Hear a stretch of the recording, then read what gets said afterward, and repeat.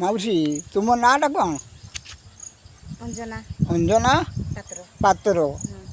ଆପଣଙ୍କର ନାଁଟା? ସୁଷମା ପାତ୍ର। ଗାଁଟା? କେଞ୍ଝରା।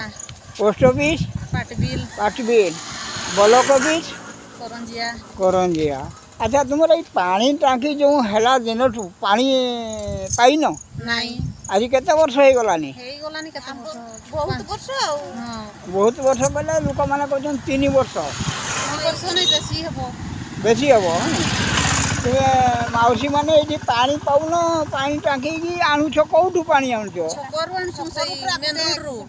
ମେନ୍ ରୋଡ୍ ଛକରୁ? ଓହୋ, ମାନେ 2 କିଲୋମିଟର ହେବ ପାଖାପାଖି। 2 କିଲୋମିଟର। 2 କିଲୋମିଟରରୁ ତୁମେ ପାଣି ଆଣୁଛ ଘରେ ରୋଷେଇ କରିବା ପାଇଁ, କିନ୍ତୁ ଏଇଠି ପାଣି ଟାଙ୍କି ହେଇଛି, ପାଣି ମିଳୁନାହିଁ।